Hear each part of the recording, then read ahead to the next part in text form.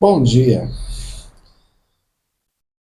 Esses dias teve o dia de Padre Pio, né? E o irmão fez uma pergunta para mim. Você já fez algum vídeo de Padre Pio? Eu acho que não. E só que aí no vídeo do dia de Padre Pio eu vi aí diversos vídeos, né? Todos fantásticos. A maioria deles extremamente certo, né? Mas eu queria também falar uma coisa, né? E eu acho que é um santo que nós devíamos estudar mais de perto. Por quê?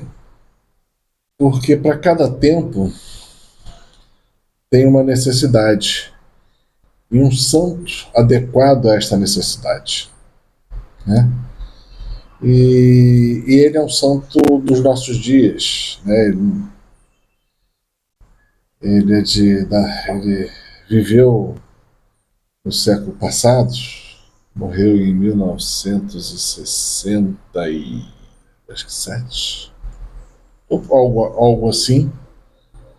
Isso também não é grande importância, mas ele viveu um período da igreja muito conturbado, de muitos ataques, que talvez a gente não perceba, né? Porque a gente não é dos nossos dias.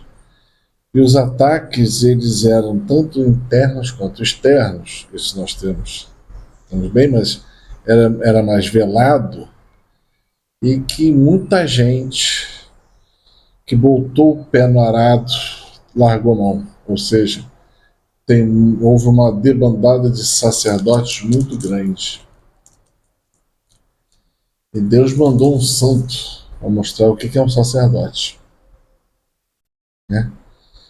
Eu sei que às vezes eu faço uns vídeos que eu falo algumas coisas sobre algumas pessoas, alguns sacerdotes, que eu, né, falo a verdade.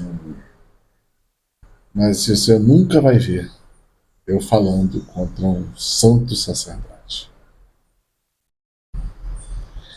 Eu não sou digno, né? Um sacerdote, ele é um homem escolhido por Deus, pensado a dedo para chegar à santidade. E como eu já vi alguns, eu tenho um respeito enorme. Alguns sacerdotes, sim. E eu começo até com uma frase, uma vez foi uma missa muito boa. Nossa, fazia tempo que eu não vi uma missa tão boa. E quando quando acabou a missa, né, eu falei para Deus, puxa Senhor, esse é um bom padre. Aí Deus falou no meu coração na mesma hora, não, ele é um sacerdote do Senhor. Cara, ali eu percebi que eu tinha um pensamento errado. Que eu sequer entendi que eu estava errado antes. O sacerdote de Deus é uma pessoa muito, como é que eu vou dizer, especial. Deus o trata assim especial. É que tem muita gente aí que tá sacerdote, né? Eu sei que tem gente que vai me criticar com isso, mas é verdade. Tem gente que foi infiltrado dentro da igreja,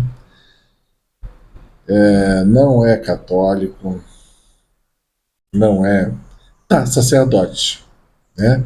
Fala umas besteiras horrorosas, fala muita coisa contra a doutrina, contra o catolicismo, fala contra o que Jesus prega, fala aberrações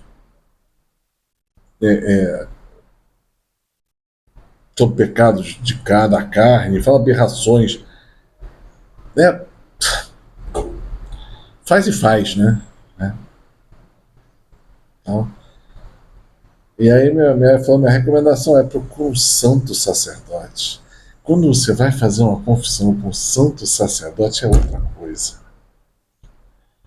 Não, não dá, gente. Não, não, vamos tratar todos igual. Não. Não, não. Eu não consigo. Eu tenho limitações humanas, não consigo.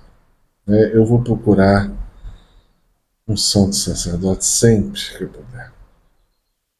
Né? Ah, então Deus me mostrou e sempre me mostra para olhar para o alto, né? Para a melhor parte, para perseguir o alto e não para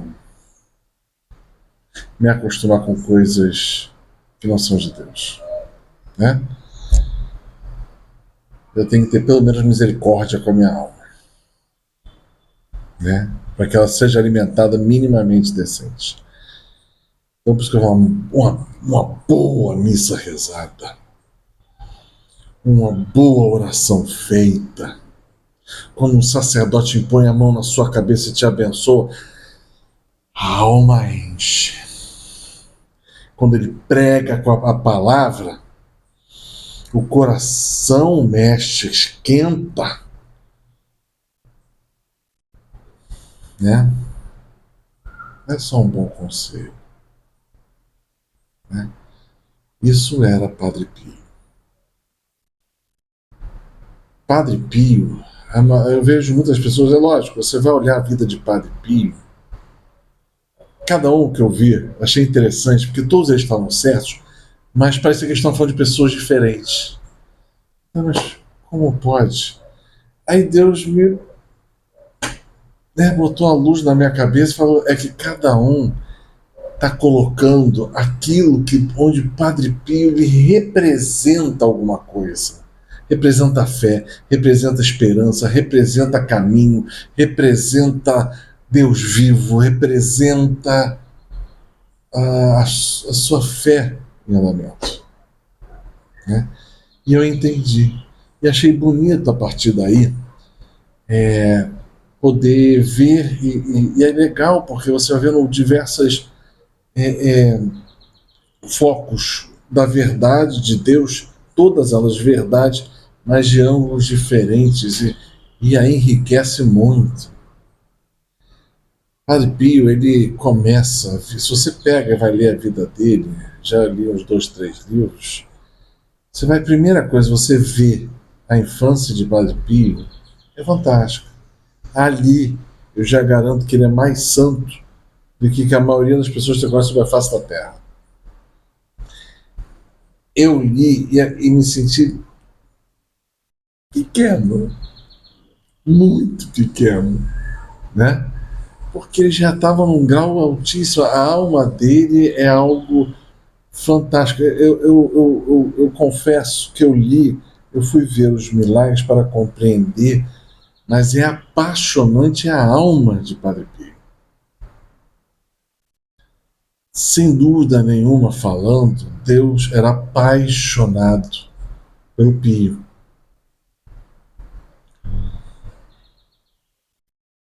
Ele tinha uma vida, ele começou a vida dele muito difícil, né? Quem não sabe, falta de emprego na época, por causa da guerra, aquele negócio todo. O pai dele teve que viajar para outro país para arranjar dinheiro, mandava dinheiro, ele vivia uma situação bem complicada, a família ajudava de lá e de cá, e também era uma família com muitos filhos tal.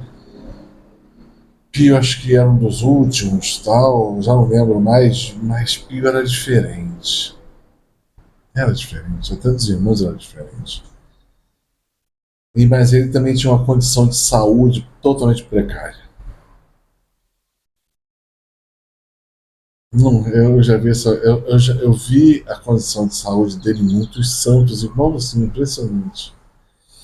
Eu reconheci nele muitos santos, muito semelhantes. Pio tinha uma vida interna muito forte, muito grande. Papo com Deus, com ele desde criança, ele via os anjos, ele falava com Nossa Senhora, ele falava com Jesus desde pequeno. Ele tomou um susto muito grande quando ele descobriu que os outros não viam, não falavam, não conversavam. Pio se dedicou muito a aprender a ler e escrever porque ele queria ser padre, desde criança. Então ele pedia aquele negócio todo e a mãe conseguiu que um professor lhe desse aula, ela por troca de favores. Acho que a mãe dele lavava para casa do professor, fazia, foi troca de favores. E Pio aprendeu rápido.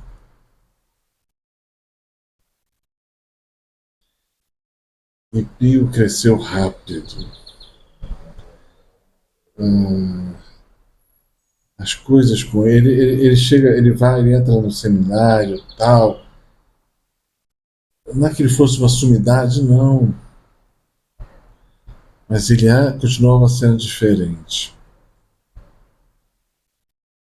As coisas que aconteciam com Pio, não que ele pedisse, ele nunca pediu nada. Se você ler mais profundamente, você vai entender uma coisa.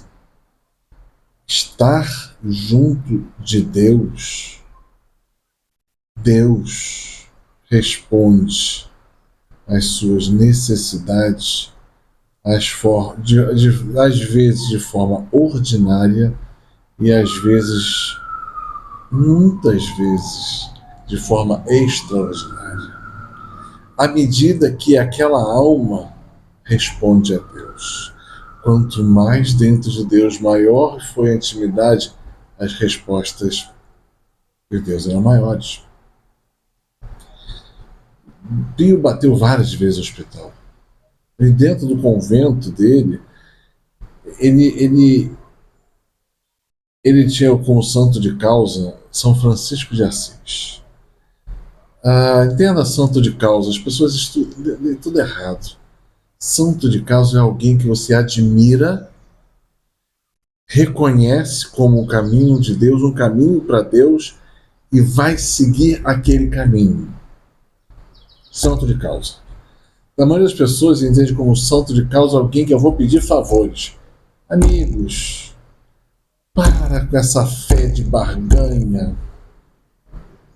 Isso serve para quem está muito iníciozinho de carreira. Isso aí não é nada.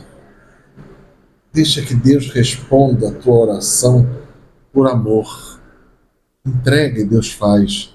Busca primeiro o reino de Deus e Deus responde. Né? Pio, tentaram mandar Pio diversas vezes para frente de batalha. Ele não se negou. Mas no dia do envio, quando ia ser enviado, ele caía com doente, febrão de 40 graus, e era internado. E acabavam mandando ele para casa, que não cedia, ou mandavam ele para o convento, né, para restabelecer. Porque ele ele ia como capelão, mas tinha que ir armado, e Pio não gostava de arma. Outra coisa interessantíssima de Pio. Pio era um sujeito italiano, acho que de Nápoles, daquela região. Como todo italiano daquela região, é um sujeito muito apaixonado por aquilo que ele acredita. E geralmente até meio grosseiro. Então, tem muita gente que fala assim, para ser de Deus ele tem que ser uma flor de pessoa. Pio não era nada nem próximo de flor de pessoa. Tem gente que vai falar que ele era grosso. E era. Tentando enganar ele, ou fazer qualquer coisa contra Deus. E o italiano de Nápoles, acho que era Nápoles, se não for aquela região, eu vou chamar assim, vocês depois me corrigem se eu estiver errado. Vinha à tona, nossa, ficava bravo o homem, nossa senhora, sai de baixo. Mas ele era apaixonado na ideia de São Francisco e que ele queria agradar a Deus, imitando São Francisco, porque ele se achava inapto. Ele não sabia qual o caminho, então ele imitava São Francisco. Pio adorava ficar em silêncio e rezar. Isso que de Pio gostava de fazer. Então, aí a exposição dele para as massas, para o povo, para ele era um castigo. As pessoas não sabem. Tem tanta gente que você vê que quer ir para a mídia, que quer aparecer, que quer nome, que não sei o quê, e fazer qualquer coisa para não sair nem da cela. Ou se não voltar para a parte da casa dele, lá, da mãe dele, lá em Giovanni Rotondo, que ele tinha feito uma casinha dele, porque ele volta e meia ficava doente e achavam que ele ia morrer.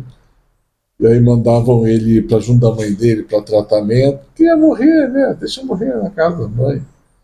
E ele ficava bom e voltava, né? E os milagres aconteciam simplesmente por quê? Porque Deus era com ele. A intimidade dele com Deus era tamanha, era muito grande, muito grande.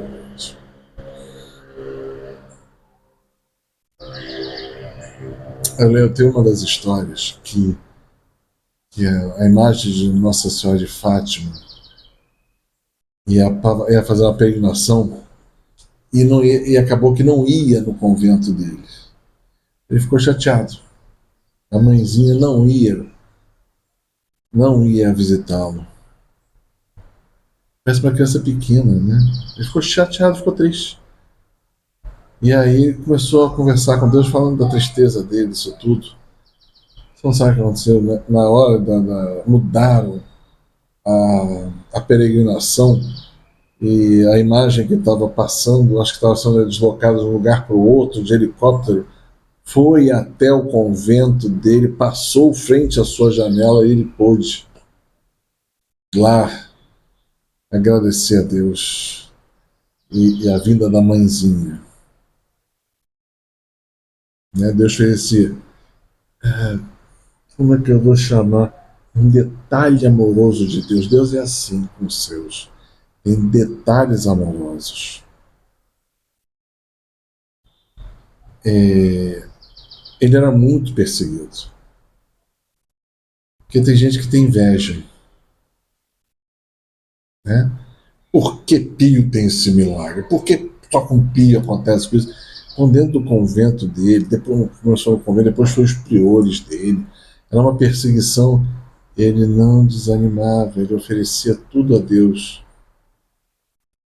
E aí teve uma época que proibiram ele de ter contato com o público, como se fosse um castigo. E ele não gostava. Ele gostava de rezar o terço. Ele gostava de ficar em silêncio. E gostava de celebrar a missa. Aí quando viram que ele gostava de celebrar a missa, aí proibiram ele de celebrar a missa externa, só interna. É o que ele gostava. Então vinham tentar castigá-lo porque ele exercia o poder de Deus e que Deus fazia milagres através dele. Mas ele superou todos eles. Confrades, e muitos se converteram quando perseguiram ele, priores da mesma forma, bispos e papa. Teve um papa que perseguiu ele fortemente, foi que proibiu de rezar a missa externa, né? E depois voltou atrás, viu que só piorava, quanto mais proibiam, mais Deus fazia milagre por ele. Então, o segredo todo não está nas coisas fantásticas, mas é a intimidade dele com Deus. A alma dele agradava a Deus. A alma dele era pequena, era simples. A alma dele era linda. E quando você está do lado de um homem dessa magnitude, né? As coisas aconteciam quase por milagre, né? aquele milagre, tem um deles que me impressiona. Vários, né?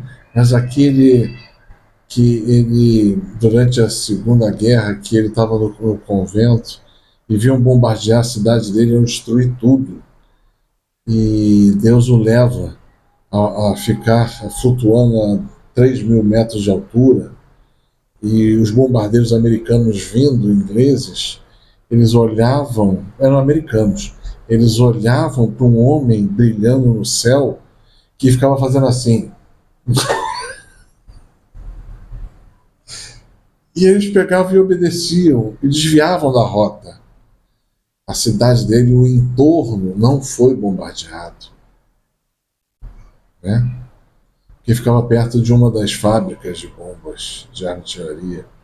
Mas aquela região, nada daquela região foi bombardeada. Porque 2 ou 3 vezes ele teve que. Deus pegava ele, lavava ele lá a 3.000 metros de altura e ficava ele, ó.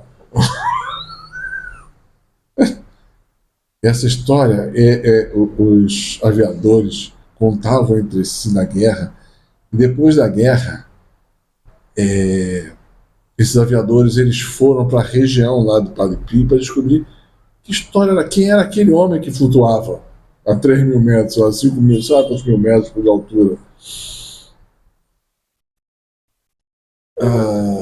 Flutuava, pensa, à noite, um frio miserável, ele não sentia frio, e o ar é rarefeito, e para ele era normal. O milagre é uma coisa muito maior do que só flutuar, né? E aí foram lá, os aviadores foram para descobrir. E aí, quando deram de cara, falaram assim: é um monge voador, foi assim que eles falaram. E aí Pi falou assim: vocês tentando destruir a minha cidade, hein? E aí foi uma grande encontro, uma festa com os aviadores. Daquela situação toda. E o Padre Pio, ele era muito alegre, muito festivo, mas só com as pessoas próximas. Todo mundo, aquele senhor carrancudo, esquece, ele era extremamente alegre. Sério, mas alegre. Ele brincava muito com os frades que eram amigo dele. Ele gostava de fazer, apontava. Era uma criança grande. As pessoas não sabem disso. Então ele brincava com os frades. Eles sabiam que ele aprontava. Volta ele aprontava no convento. Então tem umas coisas que dele que a gente tem que parar. E sobre os estigmas na mão, ele foi, não sei se foi o único, mas um dos poucos sacerdotes que tiveram estigma na mão. Foi uma coisa que eu aprendi com ele. Geralmente, as pessoas estigmatizadas, que Deus dá o estigma, não são padres. São freiras ou são homens leigos. Mas, mas geralmente não são sacerdotes. Né? E até depois descobri por quê. Mas alguém vai falar assim, mas São Francisco teve estigma? Teve. São Francisco nunca foi sacerdote. Eu descobri há pouco tempo que o máximo que fizeram dele foi diácono. A contragosto. Ele foi nomeado a contragosto. Ele não queria de jeito nenhum. Tiveram que encher o saco dele por muito tempo para ele aceitar. Sacerdote, ele fala de jeito nenhum. Eu sou totalmente indigno de ser sacerdote. São Francisco, né? Olha só, porque é muito sério, né? Mas Padre Pio ele também tinha a coisa do. Ele usava as luvas porque as pessoas iam para ver os estigmas. Ele ficava. Ele ficava sem jeito. Então ele começou a usar luvas. Não era para proteger as mãos dos estigmas, não. É porque ele ficava sem jeito porque as pessoas ficavam olhando. Né? E o estigma, e ele sendo padre, era muito difícil. As pessoas não estão. Não, que um estigma, não sei o quê. o estigma para ele era uma coisa muito complicada, porque ele era uma alma vítima. Os estigmas vão dizer isso nele, né? Ele se oferecia dessa forma. Mas que ele falava que durante a missa o estigma começava a doer muito. E durante a consagração era uma dor lancinante, que muitas vezes ele tinha que ter um outro sacerdote junto com ele para fazer a consagração, porque a dor era algo que era insuportável. E o Padre Pio rezava todos os santos dias a missa. E ia com alegria. Ele gostava muito. As coisas que ele mais gostava era a rezar a missa e atender no confessionário. As coisas que ele mais gostava. E ele vivia em penitência. É um cartucho, né? Um frei cartucho. Mas não é só viver em penitência, ele vivia de jejum. Mas as pessoas não sabem disso. Como assim vivia de jejum? Eu fui ver o que ele comia. A refeição dele era uma sopa rala. Ou um refresco, uma limonada, uma água. Era a comida dele. Uma sopa rala. Ele oferecia tudo a Deus. Tudo. Então, não vou nem comentar o papo com os anjos, como é que ele fazia as ordens. Isso tudo é muito interessante, para ministério. Mas eu estou falando do Padre Pio, da pessoa dele. Né? Tem uma coisa que vai dizer muito sobre ele. Ele estava. Tinha um dom de bilocação, mas ele estava para morrer, já estava um dia ou um pouco tempo antes. E ele tinha um frei que era muito amigo dele. O nome acho que era Frei Humilde. Né? Era o nome. Pio era pequeno, então era o Frei pequeno e o amigo dele era o Frei Humilde. Mas o Frei Humilde morava em outro convento, em outra localidade. E aí ele soube que o Frei Humilde estava morrendo. Ele foi lá, pilocou, apareceu para o Frei Humilde, esteve com ele, consolou ele, confessou ele, fez as orações para a morte dele e depois voltou para o seu convento. E um outro monge, outro frei que entrou no quarto da cela do Frei Humilde falou: estava um cheiro assim, era de jasmim, de uma coisa assim. Que cheiro é esse? Porque ele falou porque Padre Pio estava aqui e ele acabou de ir embora. Ele veio me visitar. Aí o Frei Humilde morreu nesse dia e Padre Pio morreu também logo depois, né, que ele também estava bem doente. Então o cara, na hora da sua morte, e ainda assim, ele foi lá servir a Deus, depois ele voltou para poder ir para a sua prestação de conta. Acho que vale a pena também a gente ler as horas finais de Padre Pio.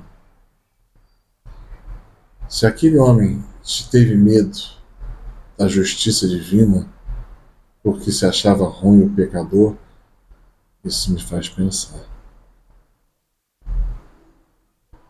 Eu tenho que rezar mais. Eu tenho que melhorar. Eu tenho que ser muito melhor. E ele tinha um frei na sala do lado, ele botou esse frei rezando por ele, junto com ele, as suas últimas 3 horas de vida, para que o Senhor o recebesse no céu. Que coisa fantástica, né? Ele viveu num tempo com a contestação do magistério, dos padres, e Deus mostrou: olha o que é um padre. Quando se olhar em volta, a crise que a gente tem no magistério, olha para o Padre Pio e fala assim: aqui está um padre. Você olha para o Padre Pio, você tem que ser padre que nem ele. Né? É, o desafio é grande. Mas eu queria deixar esse vídeo falando um pouco sobre o Pio. É muita coisa sobre o Padre Pio. Eu queria só um pouquinho dele, né? Daquilo que eu vi de Padre Pio. Tá bom? Passe bem.